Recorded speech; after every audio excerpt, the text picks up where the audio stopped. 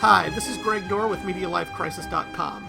Our PopGap theme for this month is the best comedies released since 1970 that I either haven't seen at all, or it's been so long since I've seen them that I've forgotten them. And there are 10 movies on this month's list that will be rewatches for me, and the first one of those is the movie Sleeper by Woody Allen. I am a pretty big Woody Allen fan. I have 5 of his movies in my top 50 on Flickchart, but they're all starting with the Annie Hall Two Husbands and Wives period.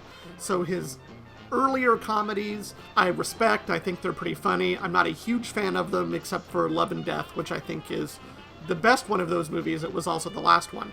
Sleeper was the penultimate movie in that era where he was just making straight slapsticky comedies before he sort of got into making more dramatic movies and more serious, naturalistic comedies of manners. That's a big chicken.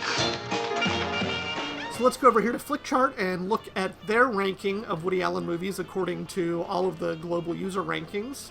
It's pretty close to my list up here at the top. These are all movies that I love. Love and Death, as I said, was my favorite from his pure comedy period. I would throw Husbands and Wives up there as well. Sleeper is ranked super high on the global Woody Allen chart. They have it right here between Zelig and Love and Death. It's not going to be quite that high on my chart. I think as far as the early comedies go, it's certainly visually ambitious. It's not as complete a movie as Love and Death. And while it has really funny parts, I mean, I chalked up about 50 laughs during this movie, ranking in quality from, mild to pretty hearty. And, however, I don't think any of the best scenes in Sleeper can go up against my favorite scenes in Bananas, which has some of my favorite movie scenes of all time. The courtroom scene, I think, is insanely good. It's the closest Woody Allen has ever come to excelling at the Zucker standard of spoof comedy, which he really only did during this early period. Take the Money and Run also has a couple of great scenes, and while I like the stuff in Sleeper, it just doesn't hold up to be quite that exceptional. The one movie from that period that I don't remember very well is Everything You've Always Wanted to Know About Sex But Were Afraid to Ask, and that was sort of where you can see Allen becoming a little more visually adventurous, more so than Bananas or Take the Money and Run, which were still technically very rough, but he wasn't getting to the kind of cohesive vision that he tried to implement in Sleeper and then successfully implemented, I think, in Love and Death. So let's go ahead and add Sleeper to my Flickchart and see where it falls. So currently right now it's ranked 594 on the global charts. I think it's going to be a bit lower for me, and then at the end we'll take a look at where it ranks on my list of Woody Allen movies.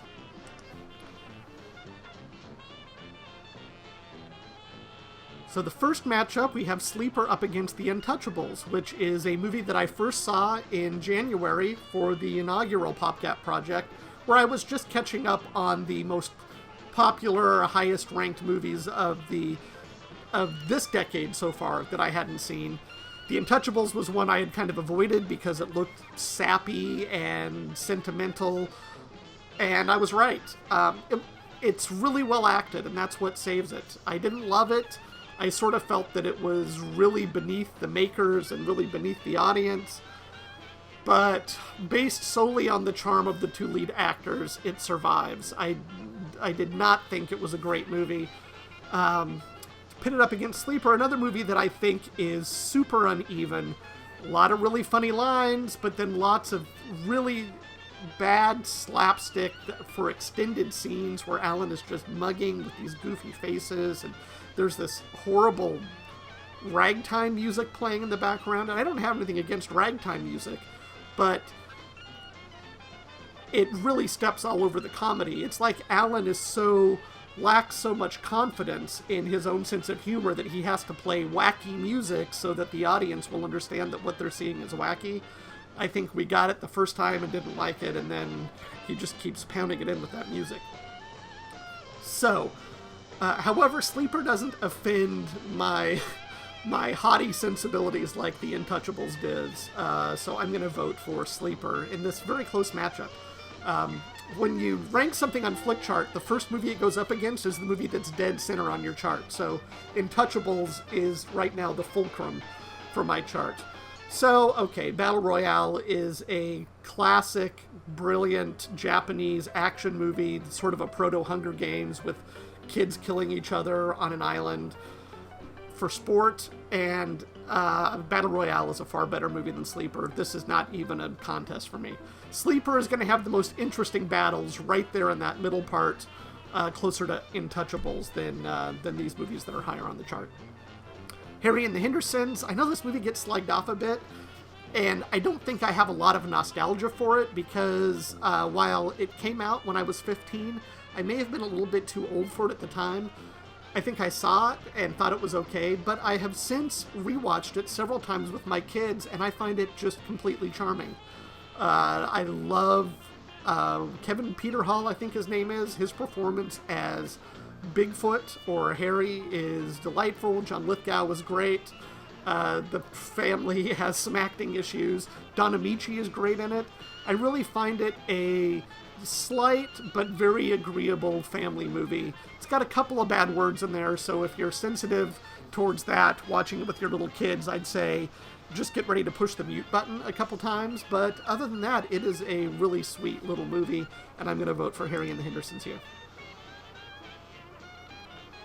Well, now Sleeper is up against that weird Vincenzo Natali sci-fi movie from a few years back called Splice, which gets into genetic splicing, and I think it results in kind of a chimera-type creature named Syl, I believe, and it's about the ethics of that, and the scientist starts to get emotionally involved with his subject, and there were maybe some standard thriller elements in there that were a little too ordinary and dragged the film down a bit, but I thought it was interesting and provocative, and I'm not a huge sci-fi fan, but I liked Splice, so I'm going to vote for that here.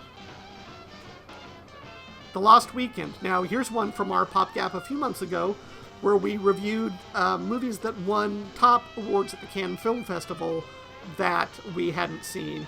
And I had never seen this very early anti-alcohol or alcoholism drama from Billy Wilder. I thought it was kind of on the ordinary side. Ray Milland was very good in the lead role, and there were some really good Billy Wilder dialogue in there. But the movie suffered from kind of a cognitive dissonance, I think, where everyone was super shocked that someone was drunk in Manhattan. I don't know, it didn't seem like alcohol culture was really that unusual in the 1940s. It was post-Prohibition, and the Thin Man movies were big, and those people were drunk all the time. So I didn't quite get the sensationalist angle of The Lost Weekend, but it was okay. So these are two movies that I feel kind of mediocre about, slight positive feelings. So then my judgment comes down to which one of these would I prefer to watch, and the answer is Sleeper, because it's funnier, and that's basically it. There was nothing really about Lost Weekend that stood out to me, except for the character of the girl in the bar who flirted with Ray Milland. What a horrible character that was, but it was kind of amusing too. Okay, so Sleeper's up against Rio.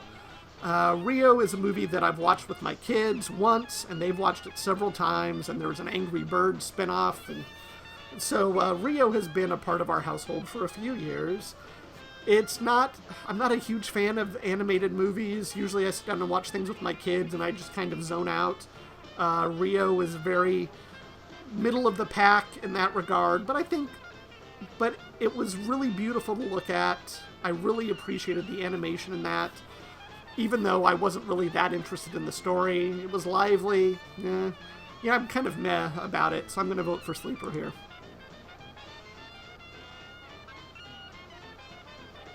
Another animated movie. Now Sleeper is up against Peter Pan, the original Disney movie from 1953. So let's see, here's another case of, Peter Pan actually is not a movie that I have any feelings about whatsoever. I do love the Peter Pan ride at Disneyland, so maybe that influences me toward Peter Pan a little bit. I think on balance I'd prefer to watch Sleeper, just because I have no particular fondness for this particular Disney movie. I think last time I watched it I fell asleep, so I'm going to vote for Sleeper here. Well, now, Soul Man. Here we have a comedy against a comedy. Now, I might need to watch Soul Man again, because I think it's been 10 years or more since I saw it, and this is not completely out of left field for me to say this, because I remember being surprised back in 1986 when I watched Siskel and Ebert at the movies, as I often did, and they gave this stupid-looking comedy 2 thumbs up. And I remember watching it and also enjoying it quite a bit. In it, C. Thomas Howell plays a college student who I believe is seeking a law degree, but he can't get into the program he wants, so he uses these tanning pills to make himself look like an African American, and he applies and gets in through some kind of affirmative action scholarship. And so it's a pasty white guy masquerading as an African American, and it's about that whole sort of, living in someone else's skin, and, I liked Soul Man. I do need to rewatch it. My reaction initially is to say that Soul Man is overall a better movie than Sleeper. Now, I may watch Soul Man again sometime soon and shriek with horror that I actually broadcast myself voting this way, but that's how I'm going to vote. Well, now Sleeper's up against A Touch of Zen, which is another PopGap movie. We did it for our Kung Fu Movies month a few months ago. That is the King Hu martial arts epic from 1971 it's 3 hours long, it gets super abstract, it's very atmospheric. I didn't watch the best quality version of it, so it detracted a little bit, but so here you have 2 movies that are partially really good and partially unsatisfying, but A Touch of Zen was kind of novel and unique, at least in its period. It later went on to inspire movies like Crouching Tiger, Hidden Dragon, which I love. And Sleeper, to me, is just very middle of the road for Woody Allen's comedy period. So to me, that makes A Touch of Zen stand out more, and I'll vote for that here in this matchup. We should be getting towards the end a little bit. Oh, well, now isn't this handy? We have a Woody Allen movie versus a Woody Allen movie. Manhattan Murder Mystery was the movie with which Allen followed up my last favorite Woody Allen movie, which was Husbands and Wives in 1993. Since then, there have been... or 1992. Anyway, since then, there have been a lot of good Woody Allen movies, but no great ones. And I was super pumped up for Manhattan Murder Mystery because there's kind of an interesting story behind it. Annie Hall was originally written to be a murder mystery, if I recall correctly. And there were lots of surreal segments, but what happened was Allen and co-writer Marshall Brickman ended up shooting a lot of stuff and then getting rid of it and reshooting the movie to be the Annie Hall that we know today, where they just focused on the relationship and not all this other extraneous stuff. I seem to recall that Manhattan Murder Mystery revived some of that material that Allen had cut out of Annie Hall and sort of, rewrote it and, made it a more cohesive movie and did it as Manhattan Murder Mystery, which also reteamed Allen with Diane Keaton for the first time in, 15 years or something. So I remember Manhattan Murder Mystery being a fun movie. A big letdown after Husbands and Wives, which I just thought was absolutely dynamite. But I think Manhattan Murder Mystery was a competent, well-done movie. Even if the murder mystery angle was not the best part of it, it still had a lot of good Allen one-liners and a pretty interesting movie, and it's so much fun to watch him and Keaton back together again. And I know that I'm voting against a movie in which he and Keaton were together in their prime, but it's not my favorite of those movies, so I'm going to vote for Manhattan Murder Mystery here, but it's a close one. And let's see, does this give us a final spot on the chart for Sleeper, or do we need one more ranking? The Spook Who Sat by the Door. This is yet again another movie we've done recently for PopGap. This was in the month of movies that lingered on our queue for years and we never got around to watching. So we just started at the bottom of the queue and watched 20 movies up. This is a pretty interesting social commentary about the first... it's a fictional story, supposing that the first black agent hired by the CIA actually was using that position to learn their guerrilla combat techniques and then resign and then go train black activists to start a guerrilla revolution in the inner cities, I think in Chicago or Detroit. It was an interesting movie. It was just so plainly filmed that it kind of felt like a very middle-of-the-road TV movie. But I really liked its idea, and it had some good performances. Again, nothing outstanding. Kind of like a good episode of Dr. Marcus Welby, MD, or something like that. So this is tough. I think that Spook Who Sat by the Door is a more interesting movie. Sleeper is more successful at what it's trying to do, and if I had to sit down and watch them again, I'd pick Sleeper, but this is a pretty close one. Alright, so that gives Sleeper our final result. It's right here, sandwiched between Manhattan Murder Mystery and The Spook Who Sat by the Door at number 1388. So let's go ahead and take a look at where that puts us. So it puts it at basically the 56% zone of my chart. My chart tends to be about 60% movies that I like, so when you get down into the 40% and lower, you're getting into the stuff that I really don't care for. So Sleeper is respectable, just not something that I'm going to count as one of my favorite Woody Allen movies. Lots of really good one-liner jokes, however, and if you're in a zone of watching those early Woody Allen comedies, it's certainly not a bad one to watch. Just be prepared for some uncomfortable sections where maybe you just see Allen making goofy faces set to Dixieland music for 10 minutes at a time, which is not my favorite thing to watch. It's not his strong suit. So here is my list, my order of Woody Allen movies. How I rank them on Flickchart. Manhattan, one of my all-time favorite movies. Annie Hall, Crimes and Misdemeanors. Husbands and Wives, Hannah and Her Sisters, all in my top 50. Then there's a pretty big leap, but Love and Death it's up in my top 7% of movies. I love it. It's my favorite of his comedies. It's such a complete vision on his part. The story works as well as the comedy, which is something you can't say about his early comedies that often. And his filmmaking technique was nearing its pinnacle. Really good. Then Stardust Memories. So down. It might not be on this first page.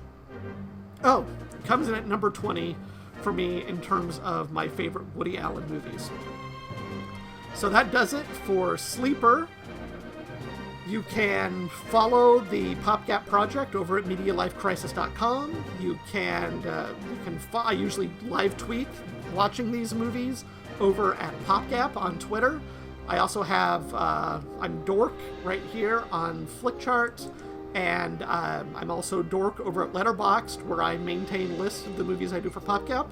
So that's it for Sleeper, and hopefully soon we'll come up with a video for the next movie we watched in this month's PopGap theme of comedies released since 1970. Thanks. Bye.